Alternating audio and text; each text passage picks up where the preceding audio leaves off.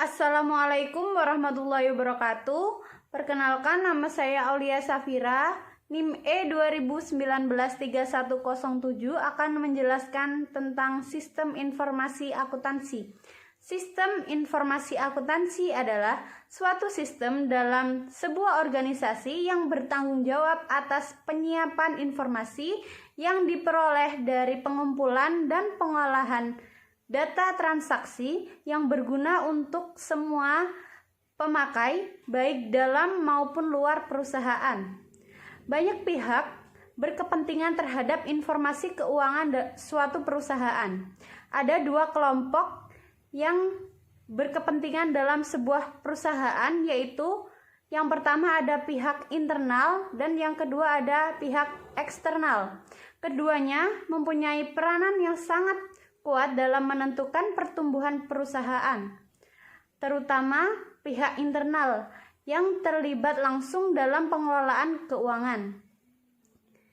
Informasi dari pihak internal sangat berguna dalam proses pengambilan keputusan dalam suatu perusahaan. Kemudian, informasi akuntansi yang dihasilkan oleh sistem informasi akuntansi itu dibedakan menjadi dua. Yang pertama ada informasi akuntansi keuangan dan yang kedua informasi akuntansi manajemen. Assalamualaikum warahmatullahi wabarakatuh. Nama saya Diana Fairatul Siti Ruqayyah, NIM E2019-3126. Saya dari kelompok 1 yang akan menjelaskan sedikit tentang mengapa mempelajari sistem informasi akuntansi. Di dalam standar akuntansi keuangan tersebut juga disebutkan bahwa tujuan utama akuntansi adalah untuk menyediakan informasi yang berguna bagi para pengambil keputusan. Tujuan mempelajari sistem informasi akuntansi.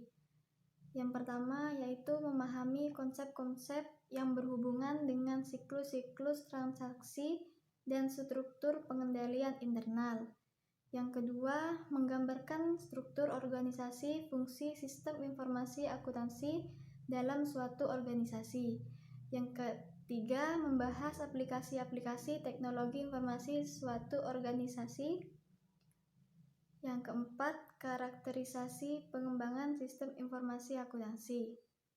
Oleh sebab itu, bukanlah hal yang mengherankan apabila Komisi Perubahan Pendidikan Akuntansi Accounting Education Change Commission merekomendasikan bahwa kurikulum akuntansi harus menekankan bahwa akuntansi adalah suatu proses identifikasi, pengembangan, pengukuran, dan komunikasi informasi.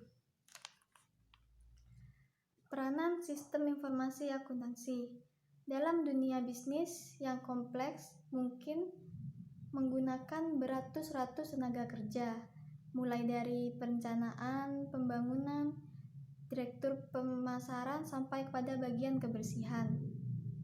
Bagaimana perusahaan merencanakan, mengkoordinasikan, dan mengontrol semua kegiatannya? Bagaimana mensuplai informasi kepada banyak orang dalam perusahaan? Disinilah letak pentingnya peranan sistem informasi akuntansi. Peranan sistem informasi akuntansi yaitu 1. Memperbaiki kualitas dan mengurangi biaya dalam menghasilkan barang atau jasa. Yang kedua, memperbaiki efisiensi. Yang ketiga, memperbaiki pengambilan keputusan. Yang keempat, menciptakan keunggulan kompetitif. Value chain atau rantai nilai. Tujuan yang paling utama dari bisnis adalah untuk menyediakan nilai ke pelanggan. Bisnis akan menguntungkan jika nilai itu mengkreasikan yang terbaik dari biaya memproduksi atau jasa mereka. Value chain atau rantai nilai organisasi terdiri dari 9 aktivitas yang masing-masing mendeskripsikan 9 aktivitas pada value chain dapat dibagi menjadi 2 kategori, yaitu aktivitas utama dan aktivitas pendukung. Cukup sekian. Wassalamualaikum warahmatullahi wabarakatuh. Terima kasih. Assalamualaikum warahmatullahi wabarakatuh. Perkenalkan, nama saya Muhammad Rifki Hairullah NIM E2019-3135. Di sini saya akan menerangkan tentang strategi koperasi. Dalam perusahaan, strategi merupakan wilayah yang sangat menarik untuk dikaji dan dicermati. Begitu banyak pendekatan yang dilakukan, mulai dari pendekatan yang bersifat kuantitatif dan juga belajar dari pengalaman sukses seseorang atau perusahaan. Setidaknya terdapat dua aliran besar yang dijadikan landasan pembahasan strategi perusahaan, yaitu kajian tentang strategi-strategi utama atau grand strategi dan strategi-strategi generik atau generic strategis. Menurut Michael Porter, generic strategis berisikan 3 strategi yang berbeda, yaitu yang pertama, cost leadership strategi adalah upaya mendapatkan keunggulan kompetitif dengan meningkatkan penjualan melalui persaingan harga terendah. Strategi biaya terendah adalah upaya meminimalkan biaya untuk mendapatkan produk dan jasa dengan harga terendah. Strategi ini lebih efektif apabila diterapkan pada konsumen yang sensitif harga. Konsumen akan memilih harga yang lebih murah meskipun kualitas sedikit lebih buruk. Yang kedua yaitu difference strategi.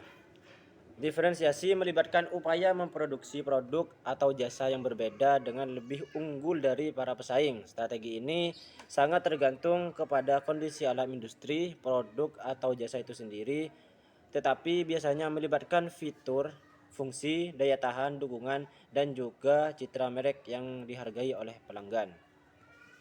Yang ketiga yaitu fokus strategi.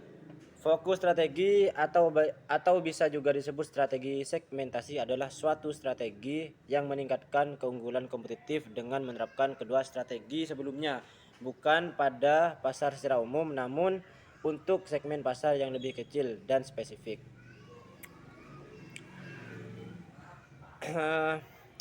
Strategi stabilitas ada 3. Yang pertama, tidak ada pertambahan pada produk, pasar, dan fungsi perusahaan. Yang kedua, peningkatan efisiensi. Yang ketiga, resikonya kecil. Terus strategi ekspansi. Yang pertama, 1. Menitik beratkan pada pertumbuhan pada produk, pasar, dan fungsi-fungsi perusahaan. Yang kedua, meningkatkan aktivitas perusahaan. Yang ketiga, risiko tinggi. Terus yang selanjutnya yaitu strategi penciutan. Yang pertama, pengurangan atas produk, pasar, dan fungsi-fungsi perusahaan. Yang kedua, penekanan pada pengurangan bisnis. Yang ketiga, kondisi bisnis menurun. Yang keempat, karena unit-unit perusahaan memerlukan penambahan atau mengatasi masalah yang akan timbul. Baik, sekian penjelasan dari saya. Terima kasih. Wassalamualaikum warahmatullahi wabarakatuh.